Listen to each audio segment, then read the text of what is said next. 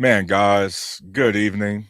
This is Taroos right here on Black Man Unfiltered. And man, we've had a lot of nonsense going on this week.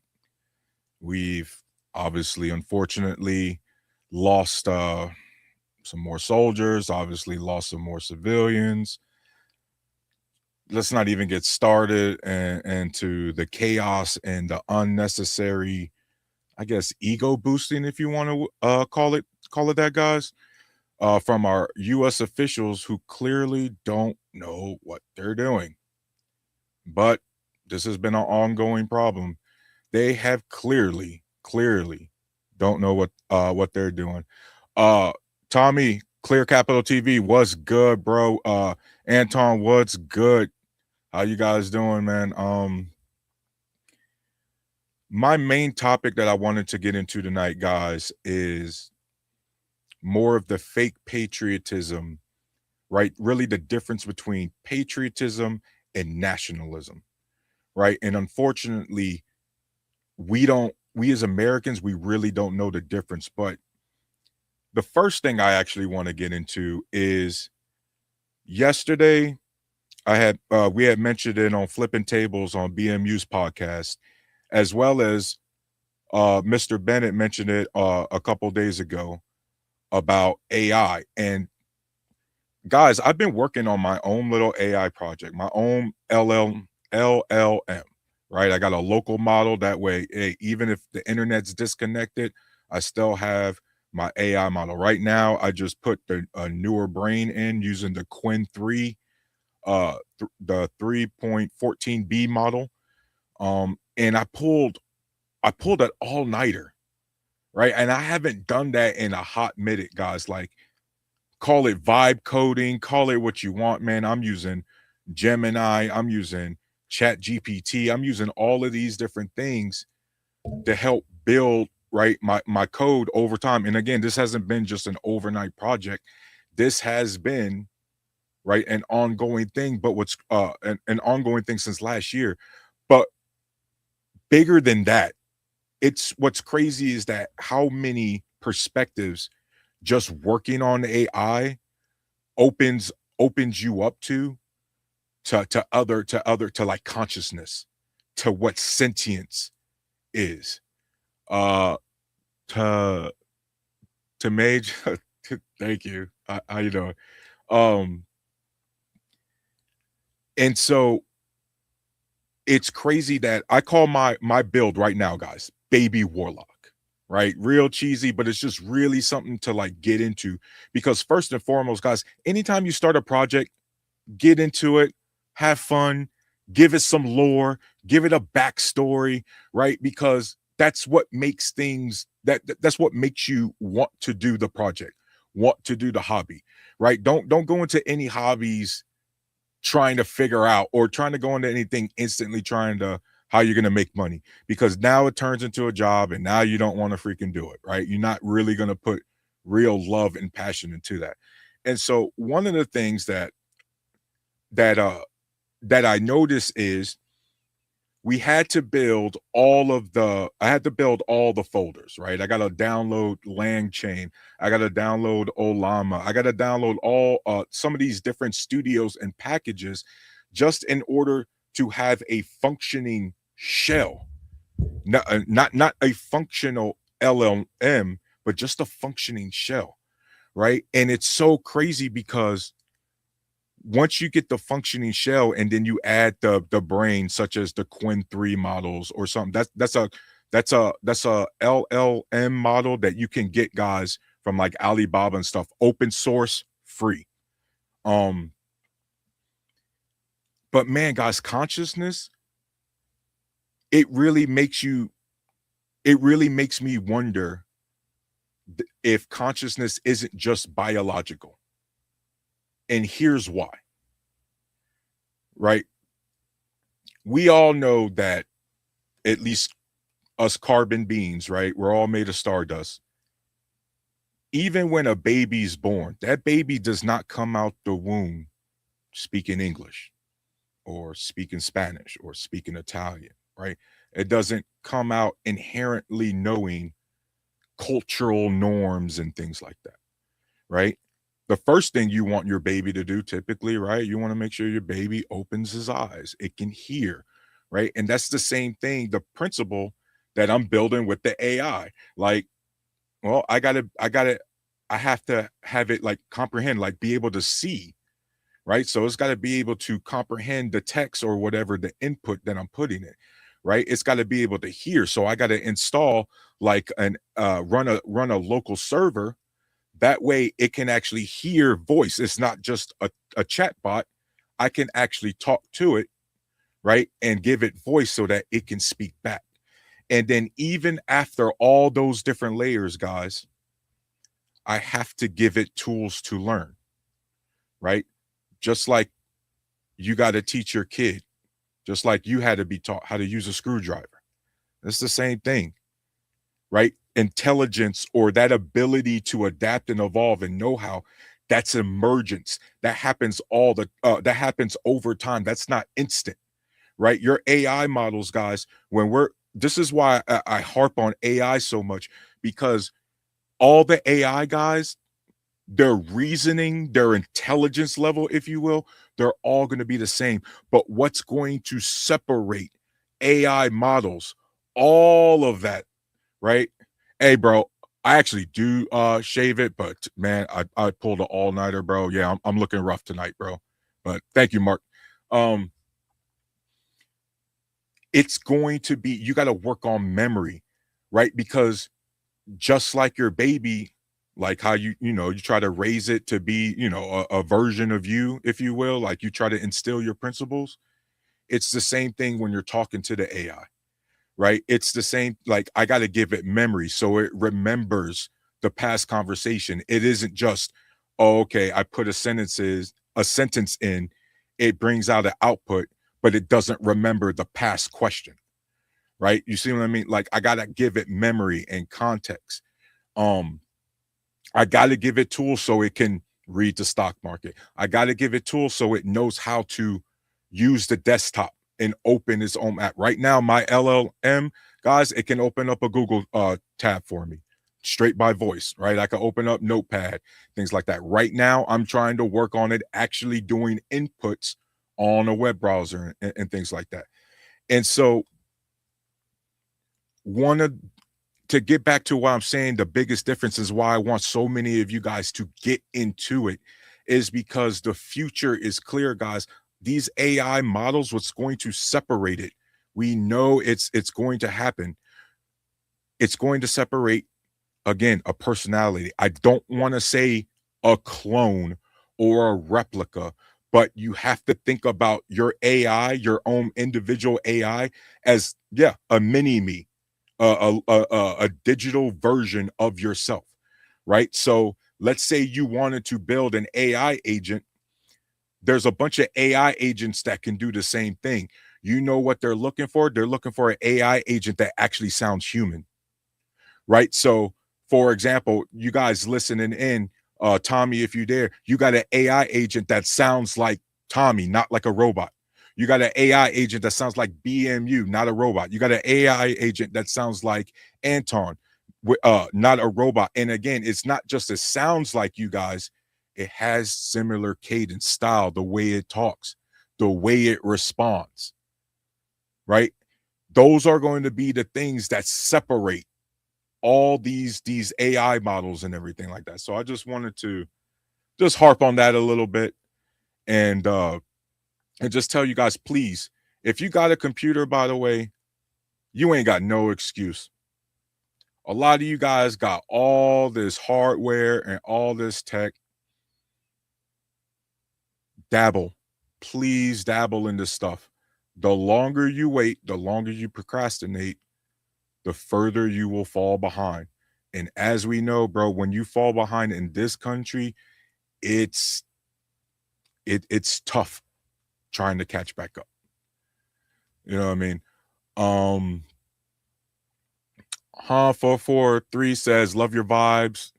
Add me so I could join you next stream. Nice to meet you. Um, but yeah, guys, so I just wanted to talk about that real quick, but really to get back into the main topic, guys. If criticizing your country makes you unpatriotic, then how does the country ever improve? I want you guys to think about that for a second, right? Somewhere along the line, the word patriotism in America got twisted into something it was never supposed to be.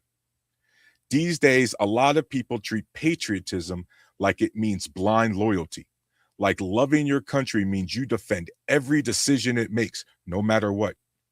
But that's not patriotism, that's nationalism. And those two things are not the same thing, guys.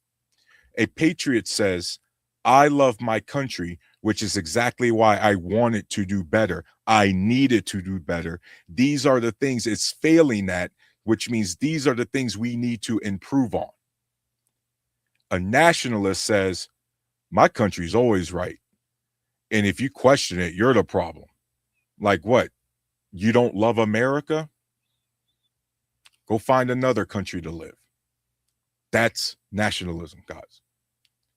A patriot understands that governments are ran by human beings.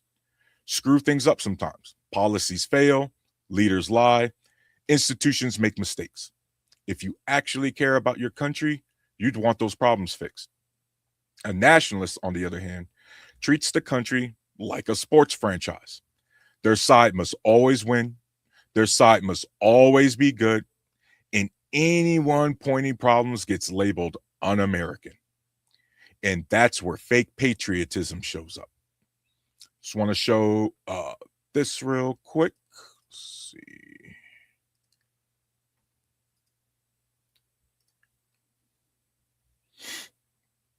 I'm going to pull that up. See Donald Trump run for president in 2028? I sure would. Even though it's against the Constitution? Sure would like him to run again. I think he's doing an awesome job. But it is against the Constitution. Wow, I think he's doing a good job. But are you a fan of the Constitution? All right, there you have it. Would you like to see? You see, guys, that's just one example that I have pulled up. 556, appreciate it, bro.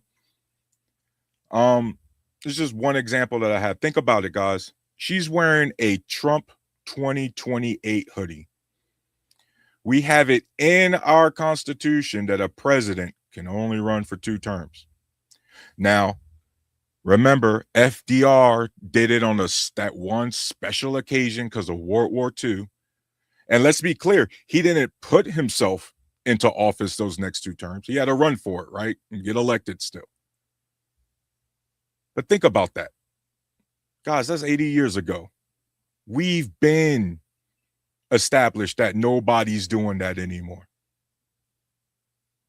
You know what I mean? What's that? Riquez. Sorry, guys, I am horrible with names. Trump 2028. Yikes. You know what I mean? So think about that. Like,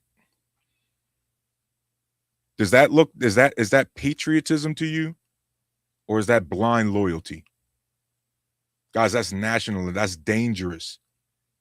You can't say you love the country, you love your government, you love the Constitution, but then you just willing to throw away one of the constitutional amendments we got over it just because you like the guy, right? We do not live in a monarchy. We do not live in an authoritarian government. We do not have an authoritarian regime, right? No one is above the law. 556 says, last name Louise and still supporting Trump. Spain ruined your people. All talking to 2020 was stolen. You know, oh, man. This is another sign of, unfortunately, guys, if you could put BMU, Mrs. Louise's, chat up that. All right. The 2020 was stolen. Can you please put that in? Right. I guess this one's just attracting the Trumpers tonight. Did you guys know there were about, I believe, 84 people arrested? 84 people arrested over that 2020 election, all on Donald Trump's side. Louise, do you want to know why? Paul, I'm glad this not Mr. Bennett, guys, is another Paul. But it says tell that to the Democrats. You guys, you want to know why? Call up Ricky's fine. Okay. They tried to do the fake elector scheme, I think in Michigan, Wisconsin, Arizona, where they signed up their own electoral college voters to override the will of the actual electoral college voters to automatically vote for Donald Trump. Oh yeah, Georgia was another state. By the way, people are in jail right now for that. Ricky, was it patriotism to release the Kraken? You know what I mean? Like Four Seasons, lawn and gardening. Like it was a complete joke, and yet here you guys are, 2026, still talking about this. And you know what's crazy? 556, we have to. You know, it sucks. It's a lot of times we got to repeat ourselves because unfortunately for like Ricky and Paul, they're the ones who's also think the SAVE Act that they're trying to pass right now is a real thing. As if you don't already have to prove citizenship when you go and register to vote. And you always had to show some sort of ID to actually vote. Right? So the whole SAVE Act is completely redundant. But it's so funny that I'm going to assume that Paul and Ricky are like conservative leaning. For years, they was limited government. We got to get rid of all the red tape and all this other nonsense. But yet all of a sudden Trump, and now you guys don't believe in none of that. Now we ain't got enough red tape. We got to make it hard as hell. Ricky, what happened to that recording where Trump specifically asked the attorney, was it the state attorney general or whatever his name was, hey, let's just find one more vote than Biden. Right? That's on tape, Ricky. Okay, so when we do what about the real evidence? You know, by the way, you guys bringing up Maricopa County. I believe that's the one in Arizona, right? Right, Paul? Again, do you guys think we forgot? Y'all remember the what were they called? The cyber ninjas? Y'all remember that? The cyber ninjas or cyber Vikings, whatever the hell they were, that were hired by the Arizona officials to go and find fraud. And guess what they didn't find? Any fraud. You know what I mean? But you guys are just going to run it back. And just remember, guys, this is a pretext. Hold up. There was another comment that pulled up. Alex, Ricky is just a Trump cuck. No need to indulge these more. We got to. Again, we got to, because guess what? They're already trying to tee it up to do a national emergency and cancel the midterms. You already hear him. Alex, 556, you already hear Trump. He already warning all the Republican parties, man, if we lose the midterms, it's over for me, guys. They're going to impeach me. They're going to remove me. He's already teeing that crap up. You know what I mean? And by the way, again, like they're going on in the chat right now, but most of the time when we actually find fraud, it's always by conservative dudes. You know what I mean? Like, by the way, Donald Trump had already screwed up his election thing because he got caught voting in both with the New York residency and the Florida residency. But you Trumpers don't care about that, right? It's just like you guys, you say you care about immigration, even though Donald Trump be hiring illegal immigrants at Mar-a-Lago, and you guys want, I mean, that's different. No, Ricky, you don't have the facts because, again, the people that have gone, that are in trial and have gone to jail are all fake elector frauds. That all that fraud crap was Donald Trump's side. You know what I mean? By the way, Paul, that Save America Act, they've been talking about that even before the Arizona and Georgia. By the way, why is Tulsi Gabbard involved in these investigations? This is a domestic issue, right? So why is an intelligence chief all up on this crap? Unless, of course, this is dealing with the fact that, oh yeah, that's right. Maybe we need Maduro to say, yeah, we tinkered with the elections. Ricky, respectfully, Ricky, 800 million that Fox News had to pay for lying their ass off. Just stop. Them people went to jail. You guys rioted over nothing. Okay, no Kraken got released. Like stop. Okay, even. By the way, did you see any of the testimony, Ricky, of Jack Smith like a few weeks ago? When they already said they already had, like, Trump already admitted that he lost and he went with it. He went through the crap anyway.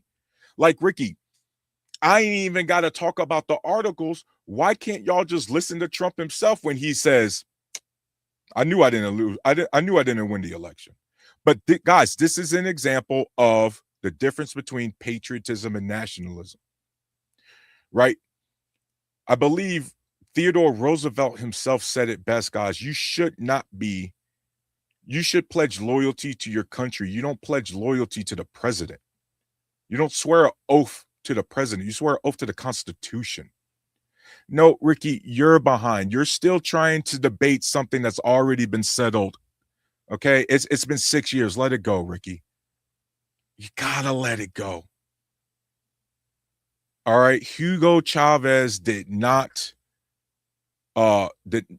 interfere with our election. Okay, right? The voting booths weren't rigged. Stop this nonsense. Paul G, clearly he got more votes than Obama. Paul, is it really all that surprising that in, let's be clear, one of the worst situations we've ever been through, the pandemic, that people were so pissed off that they're going to come out in record amount of numbers? Like, it mattered that much, Paul. You know what I mean? Hell, 2024, Paul, I got to give you think about it, Paul.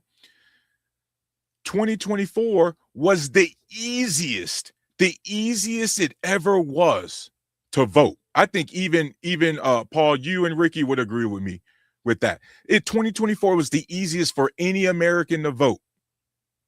Didn't all you guys win? You Republicans won every chamber, every branch of government, right? Was that rigged too? You get what I mean? Like, come on, Paul. Am I delusional? Like, would you call me delusional, Paul? I'm actually giving you the win. You know what would be delusional? If I was on this other crap where some of the libs talking about the 2024 election was stolen. You know what I mean? And then look at this dude fire lying, guys. Oh my God. He's talking about ballot harvesting. Is he talking about, I guarantee you he about to reference that dumbass movie that was framed as a documentary, something mules or whatever like that. And look, yeah, fraudulent mail-in voting. Like, hold up, bro. Are you guys real people now, or are you Russian bots? Because now I gotta wonder, guys. Because I mean, like, all of this stuff is debunked already. But now you guys are making this easier for you, making this stream, like, you making my point for me. It's been 6. Anton, nice to see you, by the way. What's going on, Taroos? What's good? Anton, it's been 6 years, man. They still drinking the Kool-Aid, bruh. They still drinking the Kool-Aid. Woo. That's that. I mean, the real sad part. The real sad part about all this is when you have a demographic that's so used to being the decision makers, the policyholders, and the gatekeepers. When something doesn't work in their favor for the first time, all of a sudden it's wrong. Yep. All of a sudden it's a problem. You know? But it was okay way before all this, and people told them there was something wrong with some of these things. But then all of a sudden, a system that these colonizers have benefited from now works against them. Now it's a problem. Now we got to fix it. Oh, it's fraud. They're too used to having everything that works in their favor. And the minute it doesn't, all hell breaks loose. You know, they're going crazy like there's something wrong. The system's rigged. It's this, it's that, and the other. No, it just didn't work in your favor this time. Deal with it. Because a lot of people that look like you and me, and a lot of other people, are used to being on the other side of this. And we just have to accept it. But now the minute that it works in our favor, now it's a problem. And that's always been the problem with colonizers. They want everyone to be held accountable to these ridiculous contradictory standards that they would never hold themselves to. Paul. By the way, Anton, I agree. Paul, where are all the voters go for Kamala? They stayed the hell home. We've already been over this. Yeah. They stayed the hell home for whatever. And again, as the resident liberal on this network, for whatever reason, well, for whatever the reasons are, I have acknowledged that people just wasn't feeling Kamala, bro.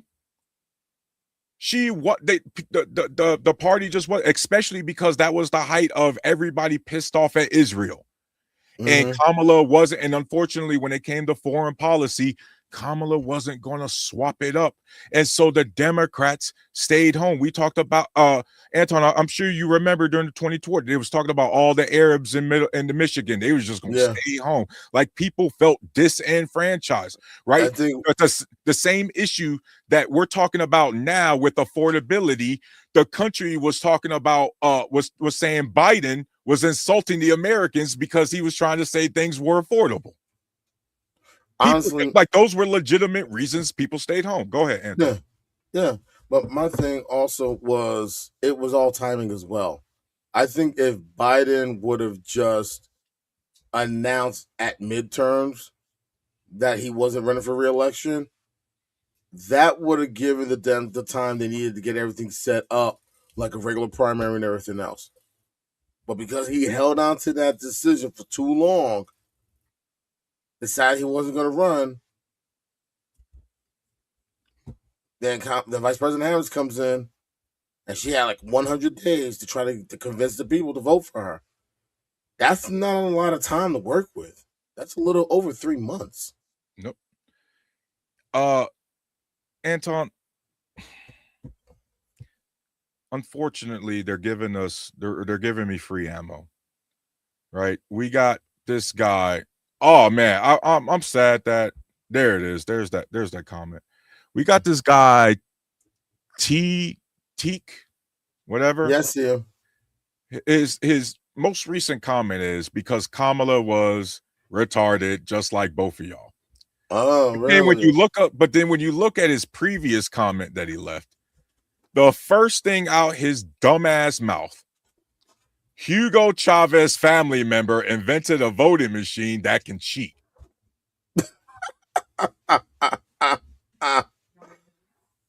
Oh my God. Oh my God. Wow. Man, they want to keep drinking the Kool-Aid, keep drinking the Kool-Aid. And you want to take the bigger, you want to be the bigger person and just like ignore it, but at the same time, you just look at them like, yeah, all right, whatever, you know. But like I said, Go ahead. when you have a demographic that's so used to having that final say, it's like, really, Hmm. come on now, like, bro, like, really, the like, I'm looking at these insults, like, bro, you really don't have to go there.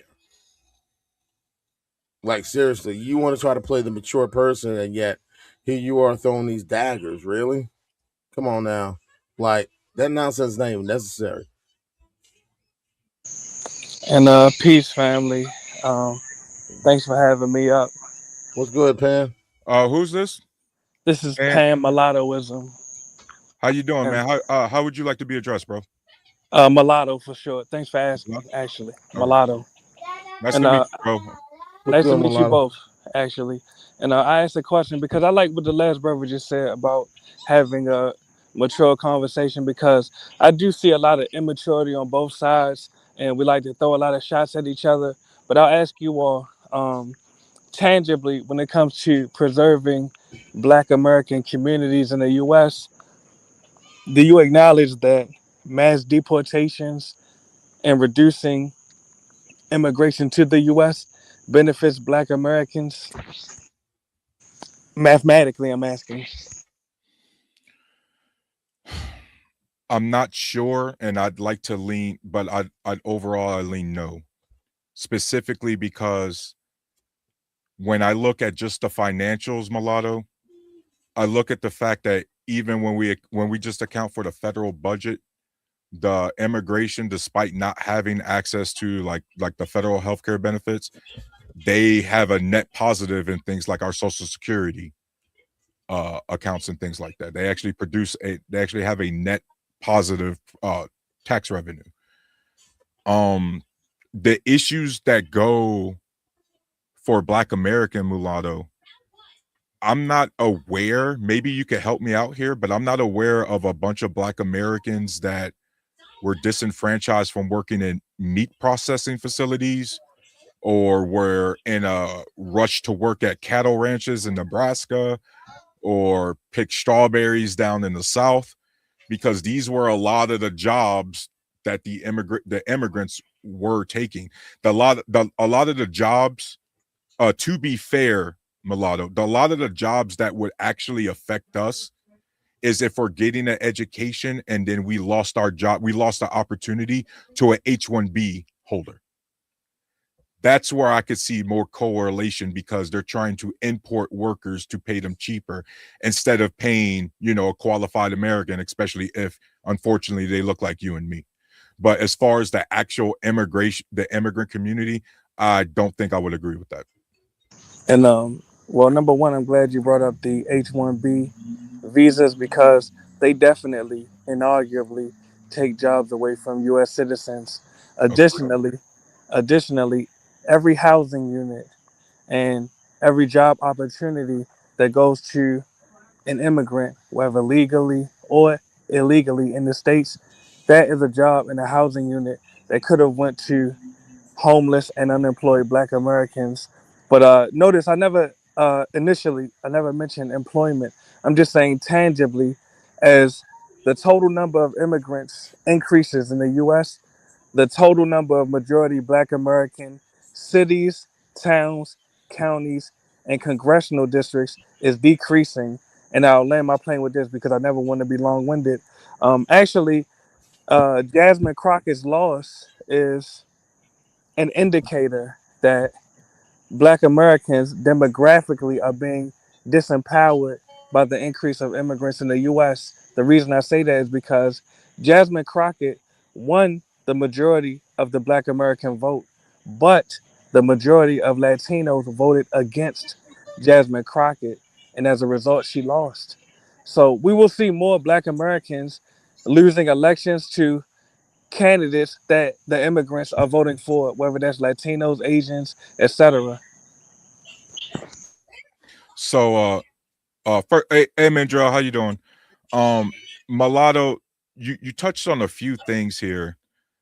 I'm from the state of Ohio, so when it comes to Texas, man, I'm always going to be on the outside looking in, unfortunately. But Same here. I know that even still, the elections still run the same, and winning your congressional district is a way different electoral map than trying to run a Senate primary. Your Senate, like that's a completely different demographic map. Like that's you get what I mean? Like you would agree that she's she's probably going to be reelected as a congresswoman fairly easily, right? And so Mulatto, the thing is that remember, this is Texas. Immigration or not, bro, black people have always been disenfranchised in that state, right? So if your argument is that some of that immigration at the lower level will make things worse for us, I can't disagree with that. But if your argument is that that is the specific reason why our community is suffering, I have to disagree with that, Mulatto. No, actually, what I'm saying, and I brought up Texas specifically because the Texas situation with Jasmine Crockett is something that we can use to foreshadow what will happen throughout the entirety of the United States if Black Americans continue to turn a blind eye to mass immigration. Just as Black Americans' voting power has been essentially diminished in Texas, the same thing can happen in Ohio. The same thing can happen in Maryland, where I'm from. The same thing can happen in Georgia. That's why the initial point I made is that as the total number of immigrants increases in the U.S., what I'm saying is post the 1965 Immigration and Naturalization Acts, the total number of majority Black American cities, towns, and congressional districts and counties as well has decreased. And this is the elephant in the room that respectfully, and I like the tone of the conversation we're having, but this is the elephant in the room that, with all due respect, the Black Democrats refuse to acknowledge, which is we, when I say we, I'm speaking about Black Americans, even though I'm a mulatto. I have to admit that. But we I'm a collectively, hybrid like you too, bro. exactly, we collectively, as descendants of United States chattel slaves, we are forfeiting our communities to other demographics, really. And that's inarguable. Okay, so man, I agree with you, Mulatto, and I hope you can maybe understand where I'm going to come from with this. I agree with you, but some of the things that you mentioned, I'm not sure if that's a federal problem. Like some of the things that you mentioned might be more state, local issues that we really need to address. I think it's both, but I agree with you. No, It's not just a federal issue. I do agree. Like, I think you agree with me. It's never just one thing, right? There's multiple things. Exactly. It's a whole lot of things. Yeah. And so one of the things, man, is unfortunately, a lot of like ignorance about how our government structure works, because sometimes, especially our demographic, Mulatto, sometimes we expect too much out of the federal government and not enough out of our state governments, right? Like our federal, we a lot of our fellow Americans got to remember that the federal government will pass laws and they just facilitate our tax money. How that actually gets broken down and distributed is at the state level. And unfortunately, Mulatto, I think you can agree, man, there's a lot of people who, again, they know Mayor Mamdani in New York City, but they don't know their own mayor in their own city. Right? Yes. They know Jasmine Crockett in Texas, but they don't know who their own congressional district guy is. Exactly. Right? Like for example, Mulatto, and I'm gonna land my plane, and Anton, I want you to get in. I live in a red county up here in Northeast Ohio, right, Mulatto? A lot of the people don't realize that if you got what's called like a township or something, if you don't pay attention to your local politics, you don't actually have a mayor, Mulatto. Like here, we don't have a mayor. We actually have a 3-person council that dictates everything. 3-council board, like almost like a HOA. Okay. You see what I mean? And, but guess what? If you don't pay attention at that local level, you miss all of those things. And then the next thing you're wondering, Mulatto, is why is there a traffic camera on the street? I ain't never seen this before. Yep. That's because that's because they're the ones who approved the traffic camera but we was worried about some dude named Mark Wayne Mullen in Oklahoma. You know what I mean? Like a lot of the times it's our focus and our priorities that's messed up that we need to address first, in my opinion. Oh, No, I definitely. agree with you. I agree with you. No, definitely. I agree with you, Taroos, because I live here in New Jersey, and we have cities, we got townships, we got boroughs, and we got villages. We got a little bit of everything when it comes to the municipalities here. And the one thing people don't realize is here there are people that are aware of who their mayors are, the city council, who represents them in Congress, who's their representative in Congress, and their representatives in Trenton too. So I'll be honest here, we're definitely informed, and we're one of those states where we'll have Democratic senators and a Republican governor. You know, we find a way. I'm not saying we're Purple state. perfect. New Jersey. I'm not gonna say we're Yep. perfect. I'm not gonna say we're perfect. Trust me, because I'll keep it. I'll keep it a buck.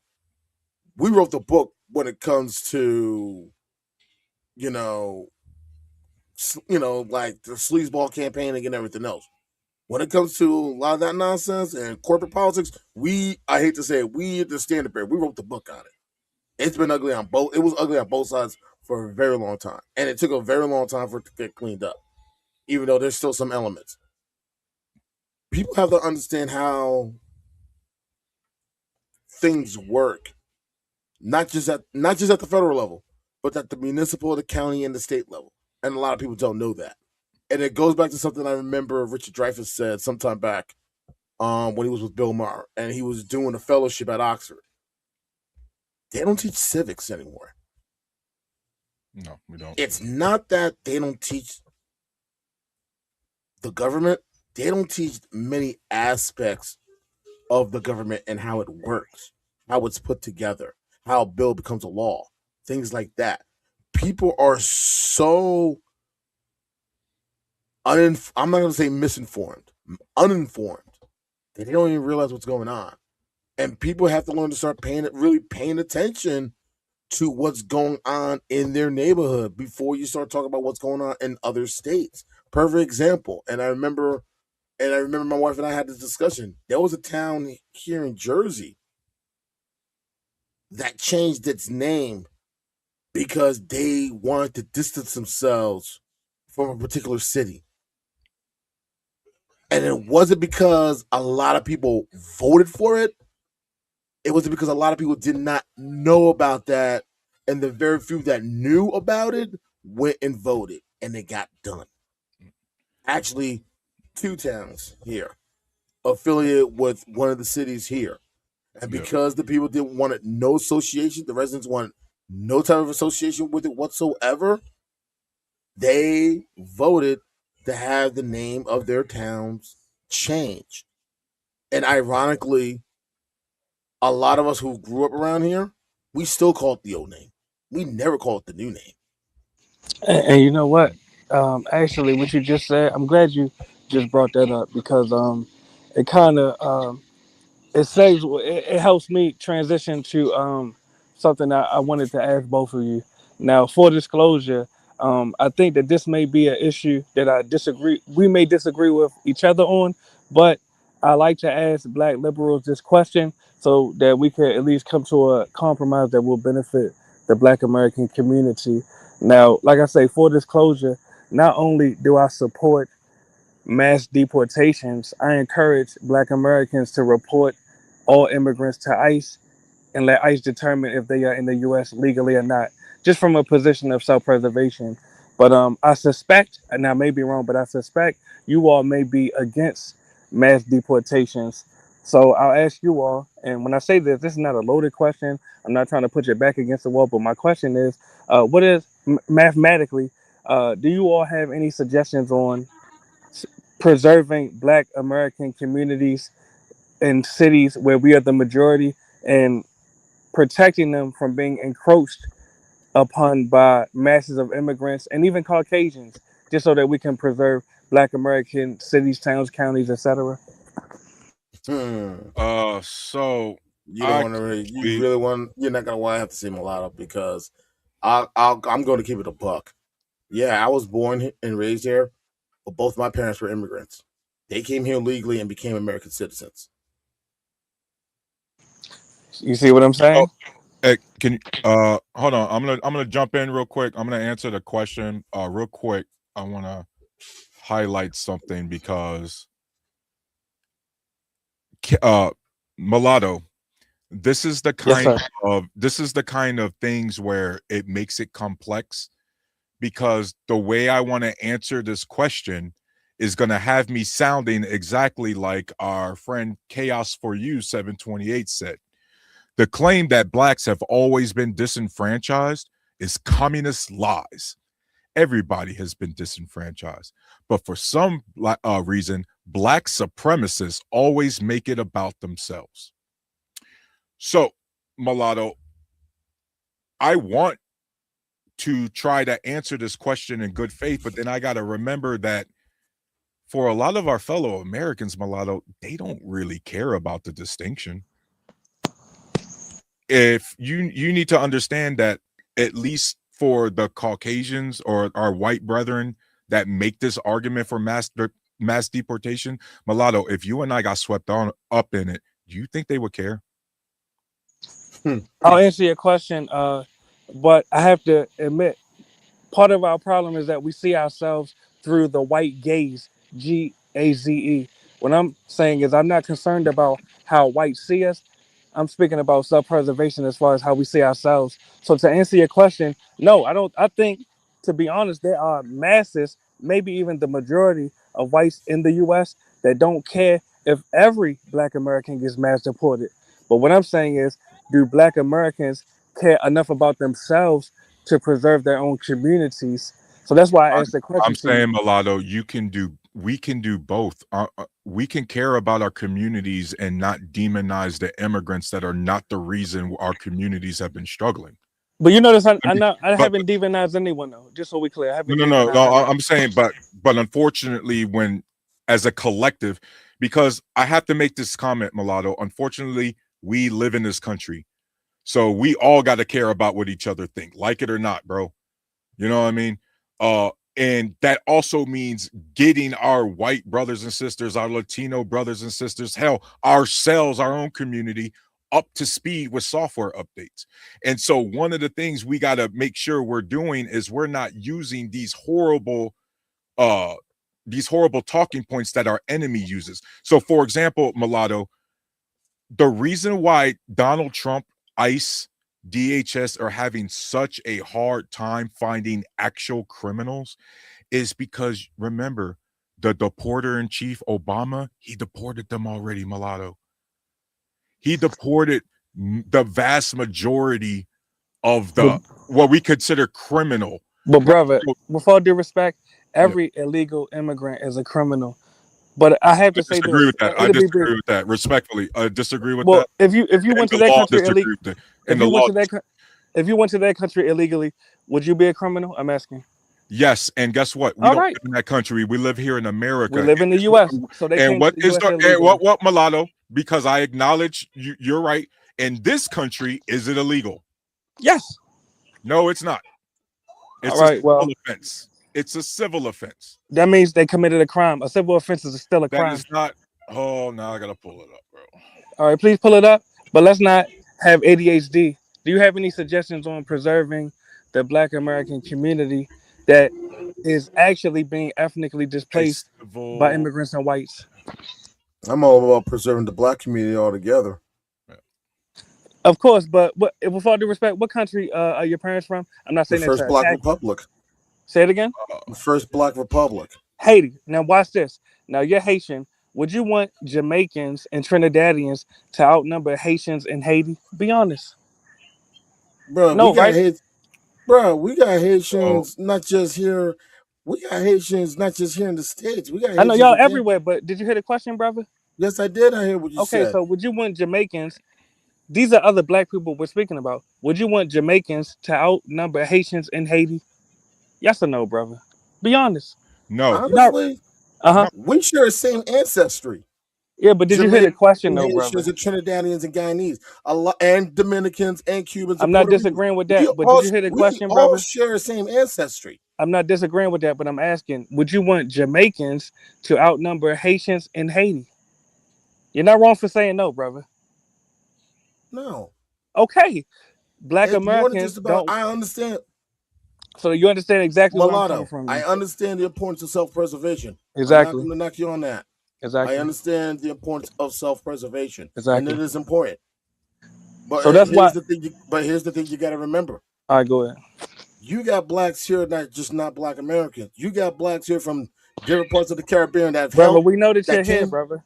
Say again. We know that you're here. But do you realize when I'm speaking about preserving? Mulatto, I'm gonna answer your question. Sorry. Yes, sir. I'm Can gonna I cut can in. I say one I'm gonna sentence to add, the listeners though, no, please? no, no, no, no, no. I'm gonna No? answer. All right, well, after you make your statement, I'm, I'll go. Go ahead.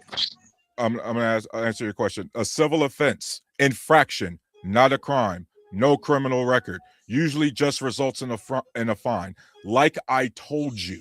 So So you again, agree that they're bro, here illegally? respectfully, Mulatto, we live here in America. So I'm going to deal with American law, not Yes. whatever law to the country you want to point to. Okay, No, respect. let's talk about the U.S. Is a civil offense Yes. illegal? Yes or no?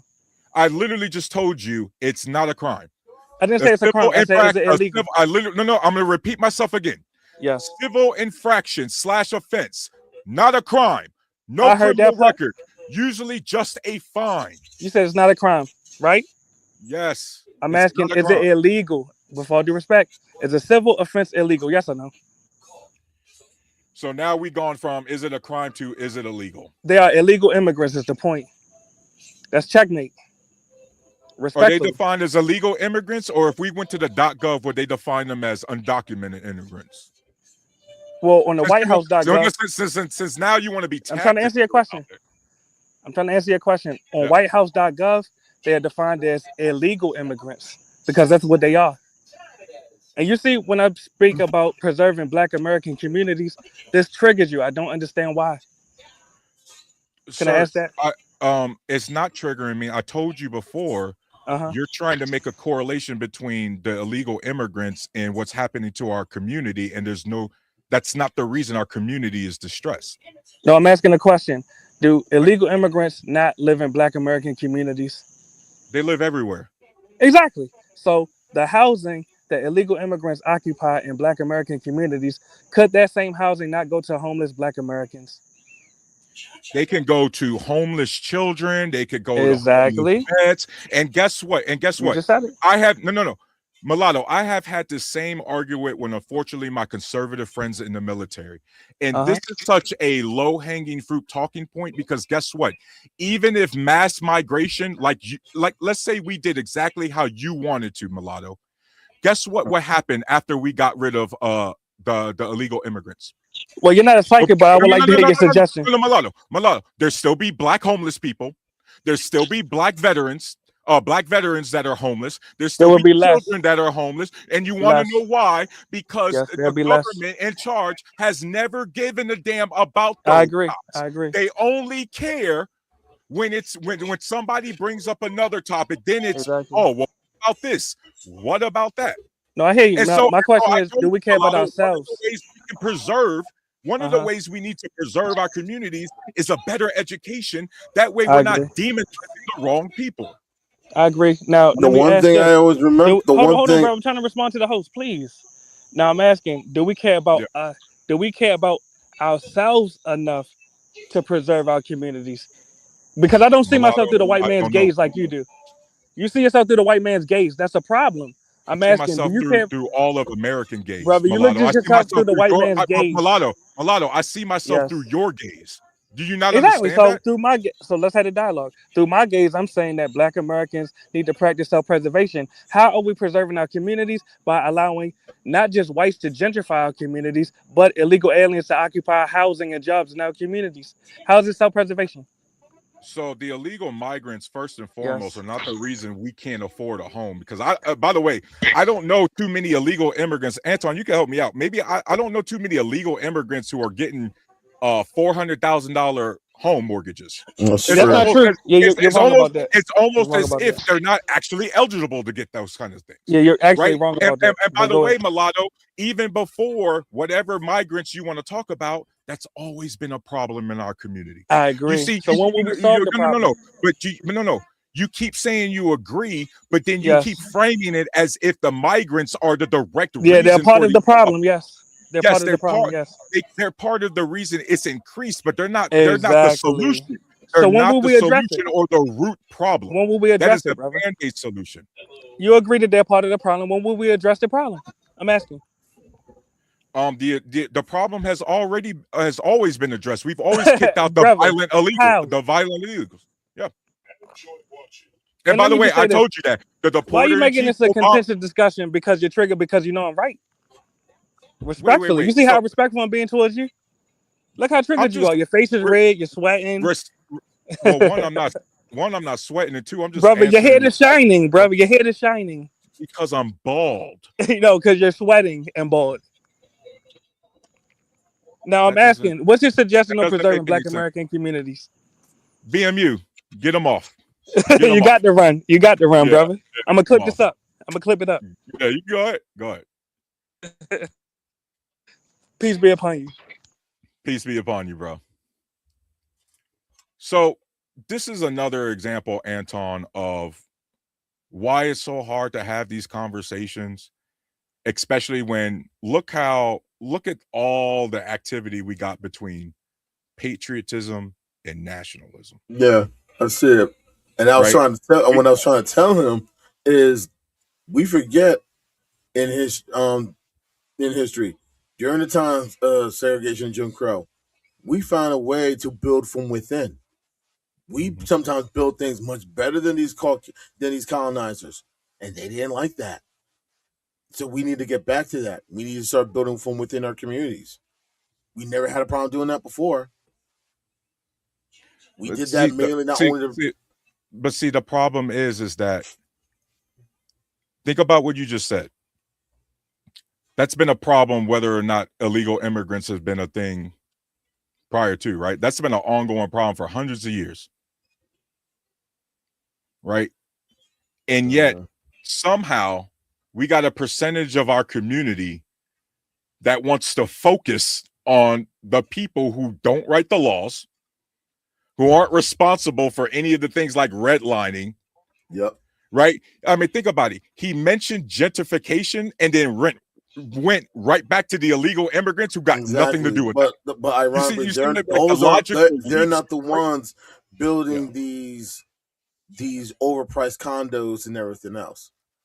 Yeah. They're not the ones knocking out these mom and pop businesses that have been around for the last 30, 40, 50 years and replacing them with a retail giant.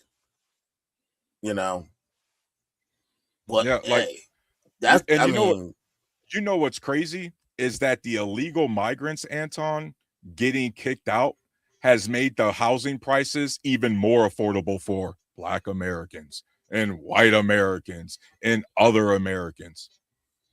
You know what I mean? But we only want to look at things from a one-sided, again, like I mentioned before, team sport.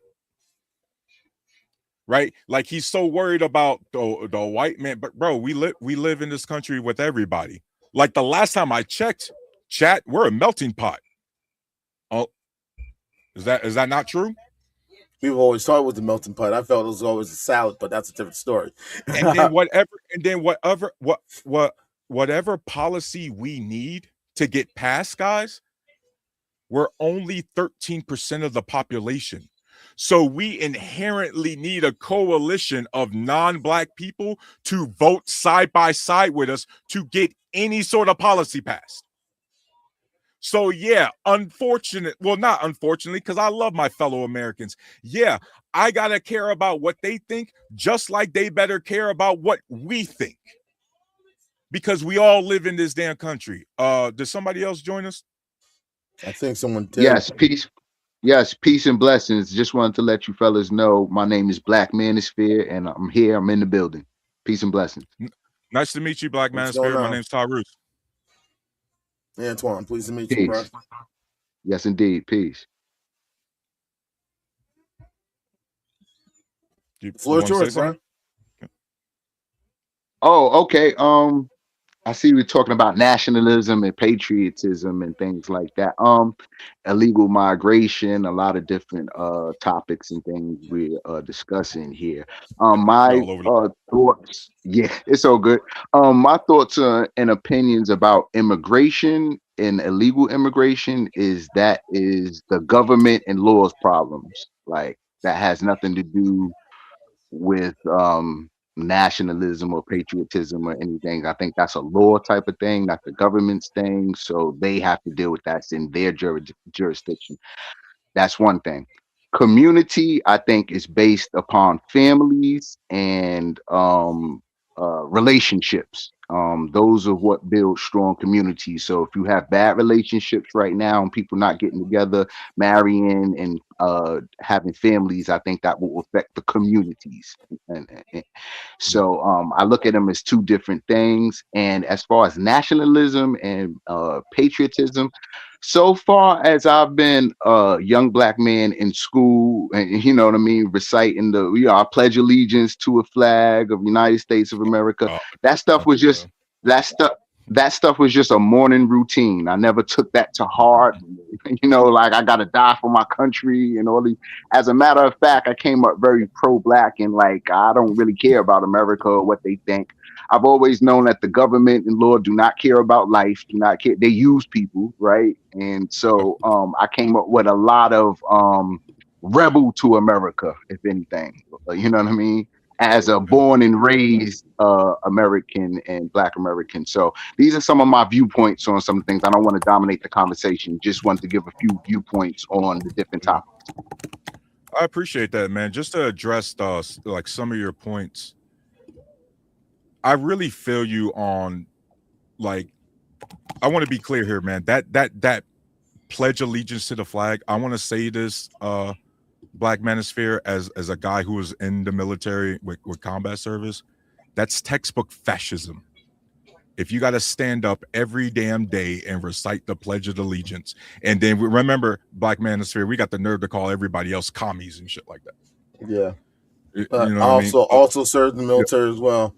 Well, and I think at the time, I think the reason behind the Pledge of Allegiance, if I remember, was during the time of the Cold War. yeah, yeah. Cold War rhetoric. You remember McCarthyism? I believe I that's read what they about call that. it. You know, the Red Scare, Better all that. dead than red, and all that. Yep. Yeah, yeah, yeah. And unfortunately, we still got way too many traces of the Cold War era. Hell, at this point, guys, I don't even know if we actually exited it. That it seems like we're trying to run that back, but I digress. Yeah. Black Manosphere, with your comment about the how our community with relationships and things like that, I completely agree. What I tend to focus on like the more infrastructure, the more utilitarian kind of viewpoint, Black Manosphere. And so I'm always looking at it from a functionality standpoint of, man, our our society is so dysfunctional because from the top down, our leadership is dysfunctional, right? As a country, we ain't got no direction. And then you look all the way down to, I guess, our household, Black Manosphere, it's almost lacking direction, right? And a lot of that, I agree. a lot of that trickle down. Yeah. I Go agree. ahead. I think this is all the free. Yeah, no problem. This is the freedom that we all wanted. You know what I mean? To not have to do anything and to only do what you want to do. So you can't give people freedom and they have to elect to want to be locked down or how they look at marriage and relationships. And I don't think people want to be responsible for other people anyway. You know what I I mean? got to disagree with that, man, because I think a lot of people that's natural. Black Manosphere, like I What's disagree the with you, man, plot? because What's the mission? I think a lot of people do want that relationship, but Black Manosphere is too expensive, right? Like right now, Black Manosphere, the things that disproportionately affect the community, things like our K-shaped economy. You're familiar with those economic terms, right? Like we got a lot of people, our K-shaped economy, Manosphere. We got a lot of people either their net worth is going sky high or their net worth is dropping down. And so Black Manosphere, or 50% of our consumer spending is being done by only 10% of the population. Right? So Black Manosphere, how hard is it to maintain a relationship if you can't do shit? If you're always on survival instinct? Like, bro, I'm sure you want to I take your agree. family. I'm sure you want to like as structural, as organized, as much of a plan as you hope you can have for your woman and your family. You know what you also want to do, bro? You want to go on a cruise to the Bahamas, right? You want to be able to take your family out to go eat and dinner and a movie, that kind of stuff, right? You want to take them to an amusement park too, right? It's hard to do those family household community type things when everybody is just on survival mode. That makes sense because there's a Right. difference. There's a difference. You do things out of survival, or you want to do things to thrive and grow. And if you've never if you've never grew up or had anyone explain to you the importance of trying to thrive and grow and take advantage and get out of what you've always known and have a chance to explore, that's what happens. You're always going to think of survival and thinking, I have to do it like this and I have to be here, not realizing how big the world can be. But some people are just too afraid or not willing to take that chance to take that step. Yeah, I think, nobody's gonna cry for us if we don't get to go on a cruise or take the family on vacation. And all these things sound great, and you're absolutely right, sir, with your assessment. But those are all a dream. You know what I mean? I can only count the penny that's in my pocket, right? And so that's where I work from. You know what I'm saying? And if anything else comes about, you know what I mean, that's great. Yeah. But at least, you know what I mean, a baseline of being able to have some things and maintain. I don't even think we're even getting baseline things before we can even save up to get to the cruise and things like that. So, but I agree with you. I would love to do all those things, but I don't need to do all those things. And I can work at a minimum basis without all those things at the same time.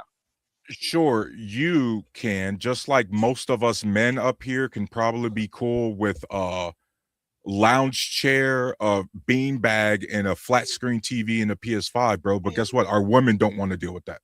Our kids don't want to deal with the basement. Mm-hmm. Like when you ask for a family, do you have the woman in the case? Yeah. I mean, but And that's what you're. and are they begging for those things? Like, is it really a problem and issue within the relationship? And So I can only speak from a limited experience, Black Manosphere, but I've been married. This April is going to be 18 years, right? I got two girls, 17 and 15-year-old, man. I got 16 years. August will make 17 years. I have so we in the same kids. boat. I have 5 kids, 4 girls and a boy, and 3 grandsons. What kind of fun things do you do? Do you like if you got boys like that? Have you ever hopped on the sticks with them, played the game with them?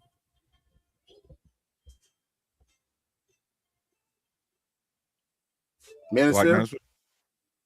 Oh, you talking to me? Oh, I don't have any children. I'm sorry. Oh, okay. Yeah, I'm sorry. I don't have any children here. I'm sorry. All right. Oh, okay. Mm-hmm. Would you like to do those? I mean, nephews and cousins and things like that. Yeah, I hop on the sticks with them and do things like that. Yeah. Yeah. You can't really do that if you broke as hell, right? Right? Like you can't, like Black Manosphere, you want to talk about the structural things, but a lot of these dudes a lot of dudes and women today, they can't even afford to go on a date now. Like, bro, like you're seeing Black Manosphere. I'm sure if you've been to the bars or anything, I know you know how much them drinks cost now. Mm-hmm. Yeah, I've never had a problem. I personally have never had a problem in those areas. Like I could spend money and you know what I mean, like drinks and things. Food, like we're talking about the collective now. I'm not talking about you. Now I'm about to address the collective. Now I'm about to address the collective. So as far as collective, we don't even want to date like that, and dating has been dead for a long time. We've been living in a hookup culture. We don't have to get with a woman through a process of, hey, can I take you out and can I buy you drinks and can I do that? Like, we're in the technology and social media era of things and making things move quickly. So we're not, I think maybe that may be thing in between dating and relationships and things like that. But I know we move quickly as far as the collective. Yeah, and as a collective, Black Manosphere, I'm gonna let Grant get in. He's been waiting patiently, Sure. but as a What's good, collective, Grant? Black Manosphere, as a collective, we work too long.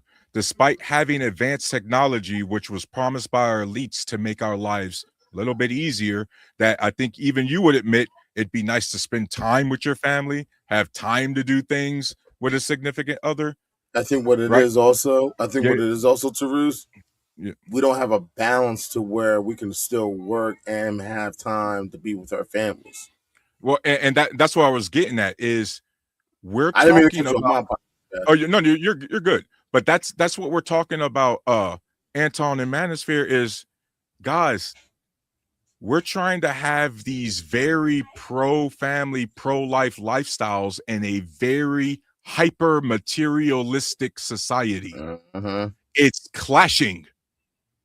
And right now, what we're seeing, Manosphere, is almost the end game of that clash, right? And so we're talking about trying to take care of the community, man. Well, guess what? Something's got to sacrifice.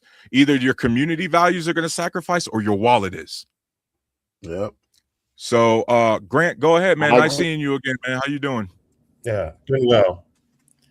I mean, great opening on the, your critiques of sort of fake patriotism in a sense. Obviously, I think all of it's corrosive, correct? It creates these unnecessary in and out groups. I think what's even more insidious, correct, is when you get African Americans who then embody it. While that same nationalism wants to put their boot on their neck, they're turning around so they can lick the bottom of the boot, which just seems extraordinarily dumb. So on the one hand, they can hear that person draped in a flag who calls them the N-word, and still in turn drape that same flag on them and plug their ears and pretend that nationalism doesn't want to harm them, that they're not included in the we or us, and often it blinds them to the idea that the same words that they're using against immigrants and migrants and others are being used against them by a much larger group who don't like them at all.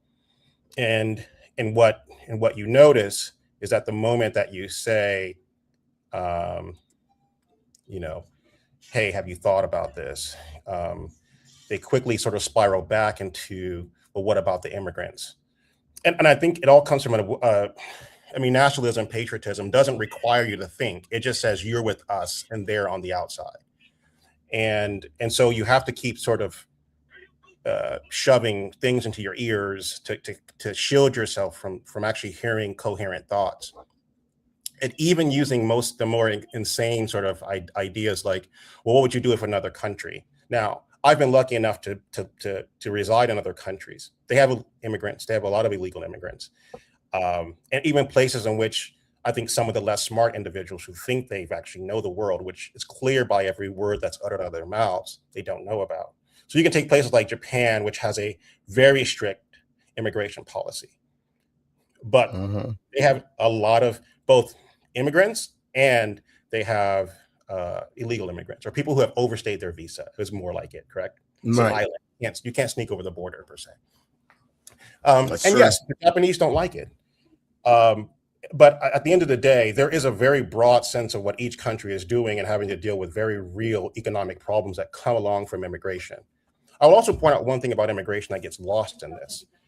Prices are actually stabilized, or at least in the way that inflation works in the United States. And I won't get into the sort of mechanisms of how economics have worked since the 1980s. But in essence, the moment you move to a largely financialized system that we have here in the States, correct? You need a significant amount of cheap labor to by and large, which is our farming, which allows for Americans to have a particular lifestyle that we've had so far, even if we see some level of degradation within middle to lower incomes.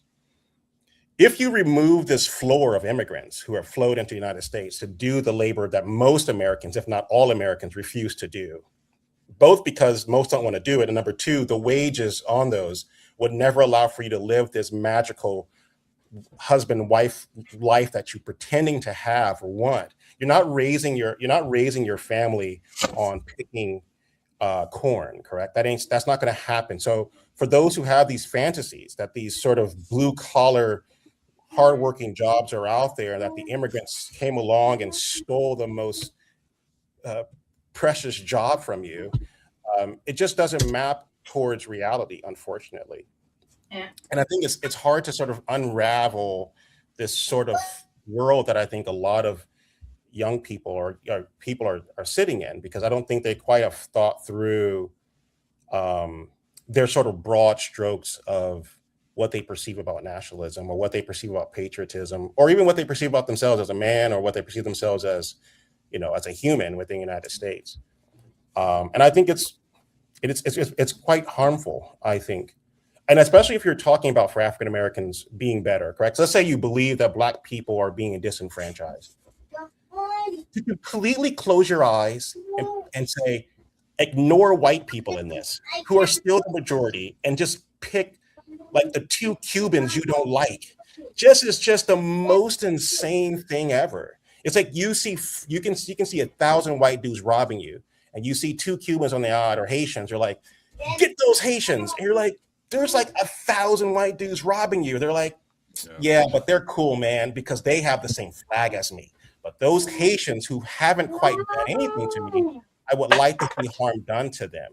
And I think that's it's a very strange way to walk through the world. And I'm not saying that I'm for unfettered immigration into the United States. I just think that if you are this unhinged about illegal immigration and don't see billionaires taking money out of your pocket, you really are on a strange set of pot or weed that you're smoking, to be this delusional about what is actually stripping the wealth out of your pocket. And that is, to me, is what we have to get to in all of this. Before you other guys get in, just want to highlight some of the guys in the chat. Scyther, God, man, I need to work on my pronunciation. Scyther Lima, good seeing you. The Lunatic Libertarian, thanks for joining us. Hey, Taroos, get some bifocals. Yeah, man. JT, it's good. The bad guy Dallas, how y'all doing, man? Oopster, good. Oh yeah, DBS was up in the chat earlier. I wanted to shout him out. Nice seeing y'all. Mills, good seeing you. Oh man, we got a lot. Go ahead, Anton. Honestly, no, I like what Grant had said, because it does make a lot of sense. It's so easy to get caught up in the semantics. It's so easy to get caught up in, this person doesn't look like me, they have to be the threat. Not realizing that the threat looks just like looks just like you. And let's be honest, and Grant makes the point, colonizers have always been guilty of that. They see us as the threat, but yet their best friend, their brother, their sister, their parent is the one that's really the problem. And they never want to acknowledge or admit that. And that's always been the problem. Everyone else, every other demographic, have had to acknowledge any mistakes they made. We have made. In one way, shape, or form. Colonizers will always find a way to make themselves the exception to the rule. And that's why education is important, because they need to be on. We need to make sure everybody is on the same page, right? Like, guys, we've been fed a bunch of crap. This society is not a meritocracy. Okay, the only meritocracy that exists in America is maybe our sports. Okay? Maybe. We don't have a free market. That shit's been rigged for years. All right. We have to acknowledge, and guys, this goes back to our big point. Every time y'all make a statement, always try to bring it back, even when you're cooking, because this goes back to patriotism versus nationalism. Right? We treat everything like team sports, and we don't want to acknowledge what our country is and isn't. And a lot of Mhm. times, guys, it's because it's really easy to accept, again, the true definition of blue pill, right? You just accept your reality, or you just want to be blind, and you want to just deal with levels of comfort. But then, don't it suck sometimes, guys? Because the more you're aware, aka being red pill, the more you're aware of what this country is and isn't, man, sometimes that shit gets depressing, right? It's like the old say, ignorance is bliss. Yep. You know what I mean? Just saying, My just saying that. Go ahead. yeah, my personality was I always like the truth. I don't care how hard it is, how misunderstood it is. I don't care the level. I'm just a truth seeker. I want the truth. Exactly. Exactly. And the thing people don't realize is the reason why it's important to know every aspect of history, unlike what Black Manager said, the good, the bad, the ugly, because this is what you do. You take the good and you build it to make it better. You take the bad and you learn never to go down that road. Because we always hear the term, those who don't know their history are doomed to repeat it. How many times we've probably been on this hamster wheel and not even realize it? Because we don't want to accept the Exactly. truth. Or it goes back to what Jack Nicholson said in the movie A Few Good Men. You can't handle the truth. And that's been the problem for a lot of people. They don't want to accept it. They don't want to handle it. As hard and as ugly, as cold that it may be, they will do whatever it takes to Keep that. avoid it because because they want to feel better about themselves. Not realizing that if you learn that hard, ugly truth, you can learn from it and become a better Well, version of who you currently are. think about how easy people just accept low standards and just go out of their way to try to be like, nah, there's somebody pulling the strings behind the curtain. Imagine a multi-billionaire like Jeff Bezos, who's able to shut down a whole damn city in Italy Mm-hmm. just to get married. And then I got my fellow Americans going, oh, no, he ain't pulling the strings. Somebody else must be pulling the strings. Yep. They literally play right in front of our face. And you still got people going, no, not that. Hey, he hires 1 million people. He's one of the good ones. Yeah. Despite the fact that historically, guys, corporations, right? They lobby against raising the federal minimum wage. Mm-hmm. We're talking about corporations who, again, guys, if they could legally bring back indentured servitude, they would do it in a heartbeat. Oh yeah. They're Definitely. all these billionaires have already been looking for different ways to not pay us. But that blind loyalty got you thinking, oh, the billionaires know what's good for us. The billionaires, by the way, the billionaires are responsible for our oil infrastructure. So the billionaires are the reasons we can't even process our own oil we produce in our ground. We drill from the ground. Think about that. Think about that, guys.